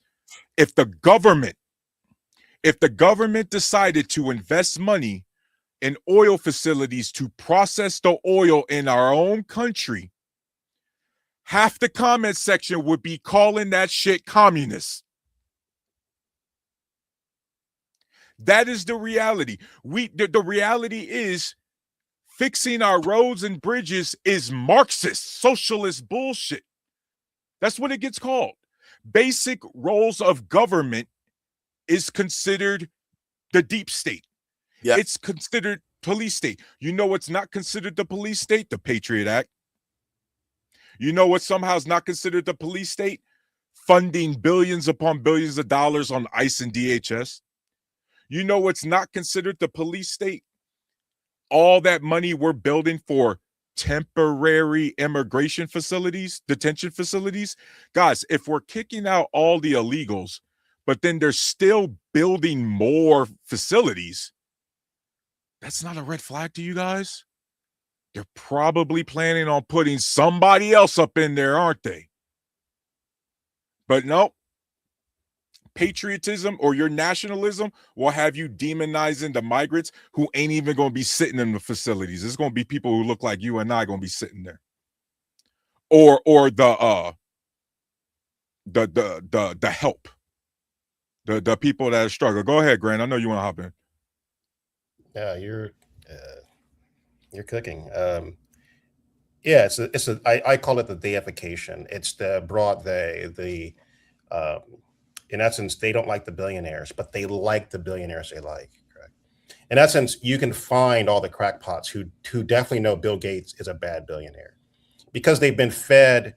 And that doesn't mean I agree with Bill Gates. I'm just saying, but they fundamentally know Bill Gates is evil now, and I'm not sure that they've got it from a good place, but they're very sober about his evilness. And I'm sure some of the trolls will probably show up and say, well, he is, but then they will bend over backwards with their throat wide open for another billionaire who's orange. And will say that that person is so amazing because they are a billionaire and they're benevolent and they love him. And so, but they've always used, that's called an autocrat, right? I think that's the term they use it. Yeah. Something like that. An Technocrat. autofat. I call him an autofat. Okay. And so in essence, and again, this deification and this ability to be amorphous, and you see it. You'll see like, well, you shouldn't give your vote because none of them do well. I mean, you can be so broad and completely untethered to nuance that you can always otherize them. Like, well, the billionaires, they're all bad. But once the brass tacks comes along of explaining, like, okay, how do you then solve this problem? If the billionaires don't have to pay taxes, which you could agree that's a position point, but then how do you pay for schools, or how do you pay for infrastructure? And then they'll say, well, government shouldn't tax. Okay, then again, if no governments don't tax, that means that there's no schools, or we're going to teach each other. But then they're going to complain about the Chinese taking over, who are actually paying for their schools. The thing about it is they can't get beyond this point of having been so propagandized with this ideas that the things that they believe are truly patriotism, and it's untethered. It is so it's so unthinking. And I think the part that makes it even sadder is that they have their chest out, and the moment you go, then who teaches these kids? But then they'll come on and also say, well, we need more families. Well, do you want them to read? Well, yes, but I don't want them to be indoctrinated with the liberals or something, and queers or whatever the hell they come up with. And you're like, is that really the thing that's harming you? And like, who's reading that? And then they'll go, well, I want to homeschool. But I'm listening to you talk, and you have a vocabulary of maybe 100 words, which means that your child is more than likely to have a similar 100-word vocabulary, which would not work in a modern world. And this is where if you've been told enough, correct, that you're living in this great country, and I call this greatness by proxy. You hear it all the time. You hear this thing like, well, white people did this. It's like, no, that white person did it. You're dumb. You flip burgers. And the thing is, you've never done anything worthwhile. So I need you to go ahead and take my $20 bill and give me my change back. Just because that one white person did something, it has nothing to do with your greatness. But again, if you can sort of say, well, this one white person long ago, which again is all sort of made up, because there's this moment, correct, that people are using sort of, well, we founded this nation on democracy. And they're like, and we were the first constitution. And you're like, they got this from the French and the English, you dumb dodo. You do realize that this didn't come out of the founding fathers' magic hats of democracy and America. Like the structures we have come from the French. It comes from the English. It comes out of, for some of you don't know, from the Enlightenment age, correct? The French Revolution. And again, because they don't know these things, they make this exception that says, the America's great because someone told me I've been great this whole time. I happen to live in America. Therefore, that greatness is bestowed upon me. And then, therefore, everyone else who hasn't had the crown of greatness given to them, therefore, they can't be as great as me. And then for some African Americans or Black Americans who know that they are not as great as white, they, for whatever reason, they know that they're quite not white in a sense. You can kind of hear it, and they're like, white men are great. They'll then take it down to a layer and say things like, well, there was a Black inventor once, and they go, well, that means Black people are smart. I'm like, no. Black people, brains are capable of learning. Your brain isn't. It's clear that your brain isn't capable of that because, again, going back to your inability to understand basic concepts. Do not besmirch the greatness of this Black man who did something. You, on the other hand, you cannot bestow greatness on yourself just because someone else who happened to share melanin with you, a shade of melanin with you, or some structural ethnicity or nationality with you. That just isn't how it works. And I think the problem we're running into is the longer we sit and we try to do greatness by proxy, we try to have a transfer, however it means, you can't solve problems. And I think this is where we're struggling. And the conversations about, well, I'm this, we're Americans and we kick butt all over the world. Do we though? I mean, when was the last war we won? We're like name that war. Mind you, the same people who have this patriotism. I think that was World War II. Yeah. Go ahead. I believe that was World War II because Korea was a ceasefire. Yep. Stalemate. The Gulf War in the 90s was the last one. My bad. Sorry, I forgot, Taroos. My bad. But you get what I'm trying to... Anton, it was still a long time ago. Yeah. But I'm saying, but it's a very tough thing, correct, to say like what we're doing. And that doesn't necessarily take away from the people who having to put their lives in danger for the stupidity of leaders. But what it's pointing out is you cannot sit here and cheer on the barbarism of despots, correct? And then just assume that the people who are truly going to be in harm's way, their lives are just meaningless in this chaos. It's meaningless in your stupid nationalism that you want other countries to be bombed or destroyed, or that you want their economies to collapse. I think what's happening here is that people perceive that somehow the moment that the world economies collapse, correct, that we can all put ourselves in an American flag tent and go, well, we're just Americans. We'll see what's going to happen after we can put our crown of thorns over our head that's made out of Trump flags, and that somehow is going to inoculate us from the chaos that will ensue. It won't, and we're seeing that play out right now. And I think we have to become a little bit more sober about how nationalism has completely turned into a religion for us, for many of us. And it is becoming not just some sort of fringe identity. It is sort of metastasized. This is mainstream, Grant. Yeah. It's gone mainstream. This Grant, Anton, do we got still Black Manosphere in here? Not. Yes, sir. I'm here. I'm still here. All right, I'm good. still All here. right, Yeah. We've seen this creep up through the years, this performative patriotism, right? Maybe slap a bumper sticker on your car. We've seen this morph into churches. Guys, we got churches that literally have like the Church of AR-15 or some crazy shit like that, right? Like it's a church that has they rifles all up in there, and that's part of the worship, right?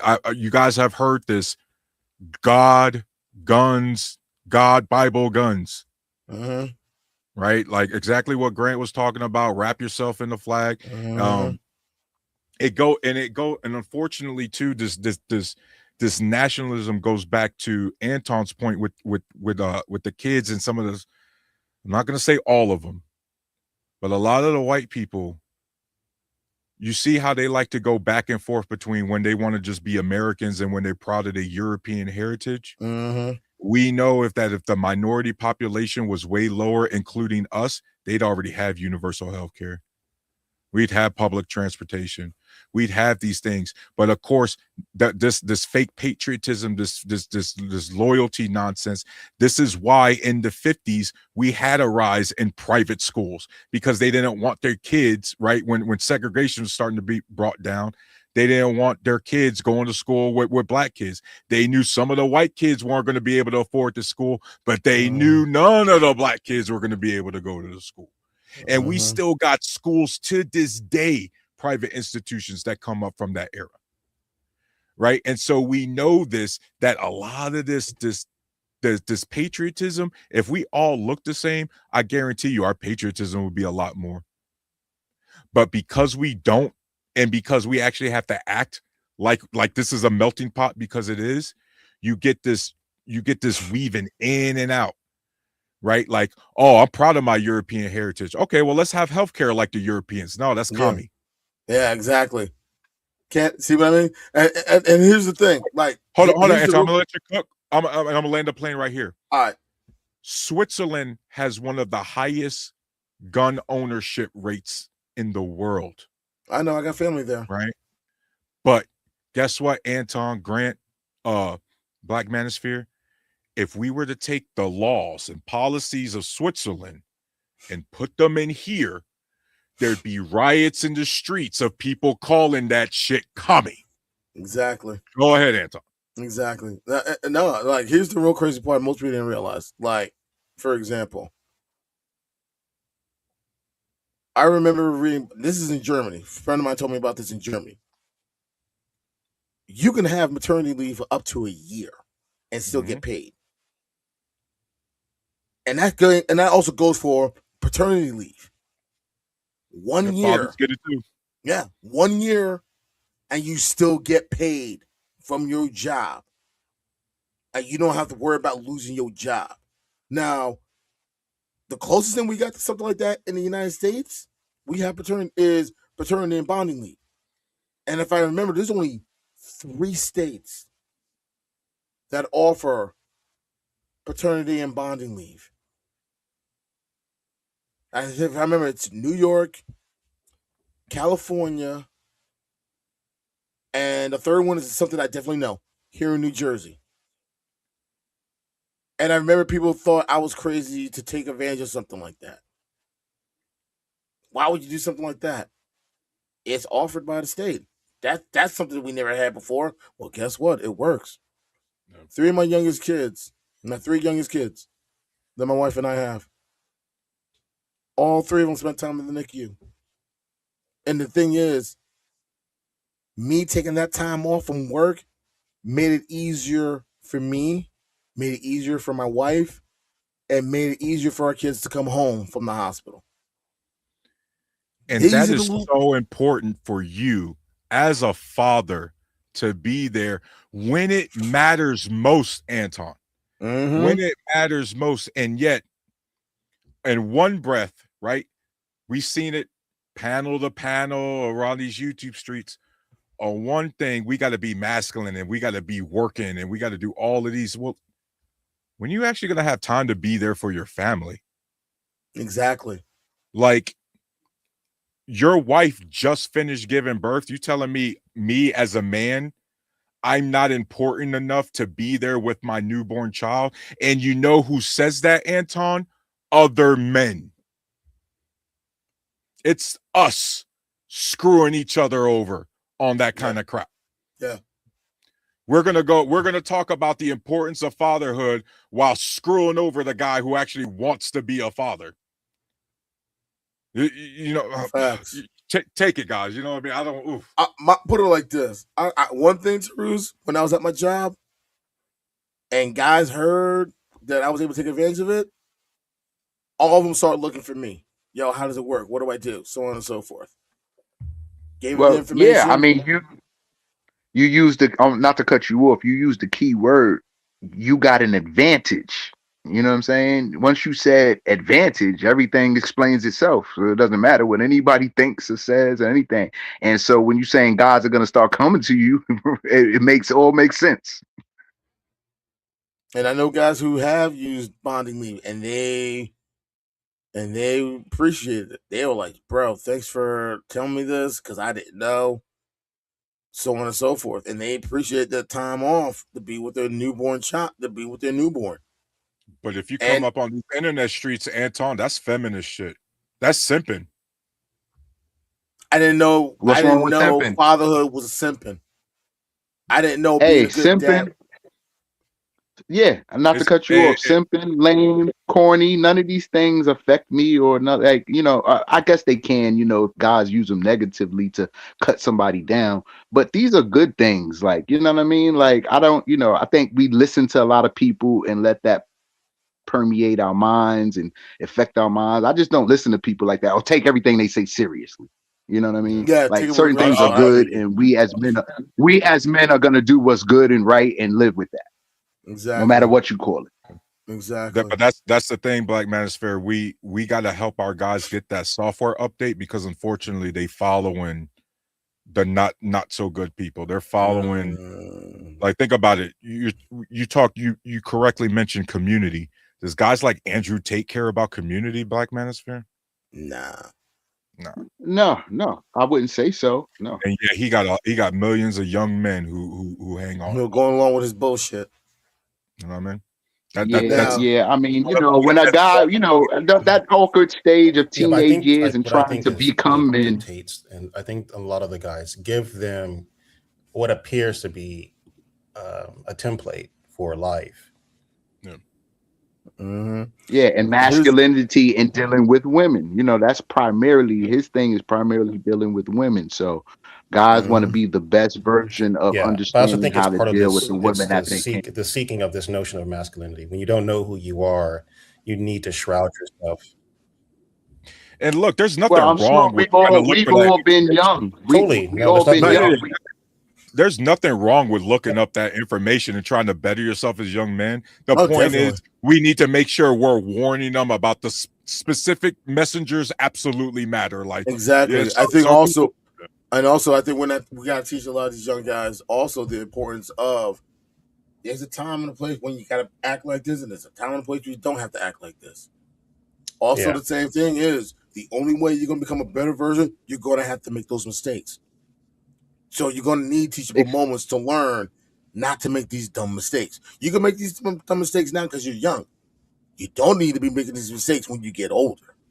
And the problem is they need that place to know. They gotta learn, they gotta have those teachable moments. They gotta know when to do it and when not to do it. But And we always unfortunately, know there's a time and Anton, place for everything. A lot of guys don't know that. and that's another layer that we got to deal with because unfortunately, to learn those lessons, you need to go outside and touch grass. or women. Yeah. I mean, there's nothing more. They're trying. There's They're nothing trying. worse than They've been hearing trying. men complain about women, and it's like it's a telltale sign they haven't You know felt what, it. Grant? You got a point there. I gotta give you that, Grant. Touch anything. Just not yourself at this moment. All right, But now I wanted to put. Wait, hold on, Taroos. Now, if you notice, I put the phone number in the chat. If anyone sees it, that 202 area code number. You guys, everyone see that? That 202-224-3121? You want to know what that number is? what? That's the number to the switchboard to the U.S. Capitol building. This is what I mean by people don't know how government works. What do you We're so use that focused. for? If you need to get in contact with your representative or senator of your respective state, commonwealth, or territory in the union, if you need to get in touch with them, that's the number you call. You need to speak to your congressman or congresswoman, that's the number you call, and you let them know I like to speak to my congressman. His name or her name is such of this district of this state. They'll connect you to their office. If you need to get in touch with someone from the U.S. Senate, that's the number you call. I thought you Yeah, had lost David your mind Joyce, I done left you some angry voicemails when y'all tried to screw over them veterans. Talking to my congressman specifically, screw you, buddy. Well, my congresswoman is now my governor, so we're not gonna go there. But it goes back to what we were saying. People don't know how things work. People don't realize how something as simple as having that phone number and calling them can sometimes do a little bit of something. Even if it doesn't do anything big, just the fact that you can have that number, that means you could do a little bit of something. Yeah. So guys, if you guys heard me earlier, man, I pulled an all-nighter with my little AI project, man. I'm hurting. So thanks for joining me, by the way. Go ahead, Anton, give us your final thoughts on the topic, and give us end it with a plan of action, if you will. Okay. A call to action. I'm sorry, that's the proper All right, term. call to action. Thanks. Definitely like the topic and everything else. It makes a lot of sense. The difference between patriotism and nationalism. Nationalism has always been seen as you just love how things are going, and despite the nonsense that's going on, everything's good. Just let it be. And the perfect example of something like that would be Kevin Bacon in the movie Animal House. Everything's going crazy around them. Please stay calm, all is well. Please stay calm, all is well. That's a perfect example of nationalism. Patriotism is you love your country. You're able to identify the things that are wrong, and you're not afraid to say, what can we do to make it better? And you're not afraid to call out elected officials and let them know you need to do a better job. That's what patriotism is. You're not afraid to hold those in charge accountable. And it's not, and I think one of the things that happens is the less information that's out there, the more you limit information, the less people know how it works. Perfect example, what's the one thing you don't see anymore? Phone books. And while everyone always focused on the yellow pages and everything else in a phone book, everyone always ignored the two other sections, the blue pages and the white pages. The white pages will give you the number to just about any government agency in this country. Majority of them located in Washington, D.C. And now you don't see phone books anymore. And people always wonder, how do I get in touch with my congressman or congresswoman? How do I get in touch with my senator? That's why I posted that number up. That's a perfect example right there. People have to learn. And sometimes, if we want things to change or want to know how the system works, we have to learn to educate ourselves on it. And it's not that expensive either. We make it more than what it is. Or as Taroos, because of the fact we were both in the military, we take a molehill and turn it into an MOS. We make it more complicated than it has to be, and it doesn't have to. But my call to action, I'm going to leave you with this. If you ever seen the movie National Treasure, there's a part in the movie where both Nicolas Cage and Justin Bartha are at the National Archives, and they're looking at the Declaration, and he says to him, "All these years of searching, there's three feet in front of me." And then there's a part that he talks about what makes the Declaration important. Of Independence is important. But when a long train of abuses and usurpations, pursuing invariably the same object, evinces a design to reduce them under absolute despotism, it is their right, it is their duty to throw off such government and to provide new guards for their future security. And the one thing that Nicolas Cage said to Justin Bartha, people don't talk this way anymore. And he's right. People need to understand the founders weren't perfect. Hell, yeah, we all know the nonsense and the BS about the founders. But at least it gave us a blueprint on how to make sure we could try to unfuck a whole lot of fuck ups. And instead of just trying to fix things to only where it only benefits a select few, let's fix things to where everyone gets a slice of that pie.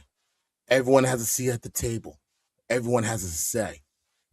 And while people I remember made fun of Barack Obama and saying, "Oh well, what does he know about running, being a politician and running a campaign? He's just a community organizer." He took the smallest thing and made it work. He took the United States, and turned it into one big community, and that's how he got himself into the White House. And that's all I gotta say. And those are words we're thinking about. Thank you. Great, man. Uh is Black Manosphere still up, or did he already bolt? Yeah, he said he got to run. Grant, thanks for coming up, man. What you got for us? What's your final thoughts?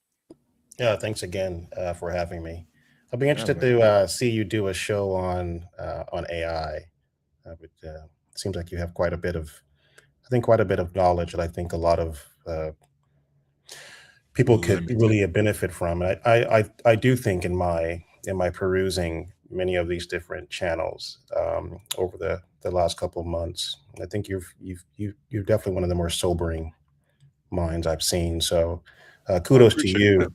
Thank you. Um, I would say, yeah, patriotism and is I just say for anyone, caution yourself, be cautious of anything that requires you to drape yourself in a flag, to have blind allegiance to anything. But that doesn't mean having that if you can't have a particular political view, that doesn't mean you can't have a group of people you agree with, or you can't have a circle of people you align with. But you also should be questioning whether or not you believe something and you believe it because you understand it wholeheartedly. And then you should be always testing whether or not your beliefs line up with actions that you see from the people who you're aligning with or the people you're voting for. And so you should get out of the notion of sort of whataboutism your way out of things, correct? You shouldn't say, well, I voted for this person, but what about this other person? It's about the person you believe in, correct? Not about the person you don't believe in, because the person you believed in or the group that you believed in should be at the antithesis of the group you don't like, correct? Typically. And so if you're framing your world in such a way that all you have to do is drape yourself in that sort of patriotism or nationalism, and that sort of washes over any critique of both yourself and those you may align with, that can be problematic. And don't get so stuck on these sort of in group out groups. This is none of this. Even sports are not that serious. And turning politics or beliefs or anything into a sport like competition most certainly will not help any of us get better, because it would not allow for us to talk through some very hard problems and come up with some very precise ways to make a difference in the world. And for those who maybe have a bit too much cynicism, we can't on the one hand complain about the world around us and then be cynical whether or not we can have an impact in it. I think there's a point in which while we all have breath in our lungs and we can breathe, we want the world to be better, both for us today and for our children in the future. And I think that cynicism should wash over you and wash away the moment you think about your child living in a world that could be vastly worse than one that you lived in. And if that's something you're okay with, by all means, be as cynical as you want. But if you truly love those you have brought into this world and care about the lives that they're going to lead, it would behoove all of us to look squarely at the problems that are facing all of us, and really try to make what we all think is an impactful way for their lives to be vastly different and improve upon the lives of those around us too, because it's not just about us and our offspring, correct? Our kids. It's also about those who are our offspring and our family are going to interact with, correct, as they move through life. So just think about that. And I wish everyone the best. And once again, appreciate you having me on your show. Absolutely, man. Thanks for coming up, man. Thanks for those final thoughts. Man, guys, it was I like all the heat up in the comment section. Y'all, I think some of y'all know that already, but for those of y'all that's new then and joined me today, I like that heat, man. Keep it coming, man. I like going back and forth with everybody. I don't like echo chambers. I like having my opinions challenged. I like having my brain, that hamster in the wheel spinning like, yo, what am I saying? Is it gonna make sense? Or it just doesn't work? Like I like that stuff. So I like that sort of engagement, guys. And that actually brings back to my final thoughts on the topic is I like that kind of engagement because I like knowing who my fellow Americans are. That's what makes me a patriot is that I give a shit about you guys regardless of your background. There's a lot of you guys culturally I can't stand. I still don't want your hospitals in the rural areas shut down because that's jacked up. I still don't want drugs overflowing your communities in the rural areas or out in West Virginia. That's screwed up and that shouldn't happen. And it's not because you're a white or Latino American or Black American, it's because you're my fellow American. But you know what nationalism will have you doing? Nationalism will have you looking at your fellow Americans struggling and going, yeah, they deserve that. Nationalism will have you going, you know what? We don't need to spend things on spend this taxpayer money on our own Americans because they're leechers and takers. But let's go ahead and spend that money on a country that has free healthcare, that has universal healthcare, that does pay have abortions for their women. Right? Nationalism will have you trying to take care of everyone but yourself. Nationalism will have you trying to flex and impress everyone out there globally instead of your own people. Right? Nationalism is what deteriorates that national pride. Because as you've seen, this nationalism has so many Americans not prideful in our country. Why? Our infrastructure's third world. Our education level is trash. Our healthcare system is a joke. But hey, at least we're number one in being able to kill people efficiently overseas, because that's what's really important. Guys, that's the biggest thing you got to understand with patriotism and nationalism. To be a patriot is to love your country and to criticize it. To be a nationalist is to act like there's nothing wrong with your country and to get offended if other people criticize it. Those are my final thoughts. Everybody, make sure you like, share, and subscribe here, right here on Black Men Unfiltered. Make sure you subscribe to my channel, Taroos05. This was really fun, and you guys have a great night. I'll see you next week. Peace.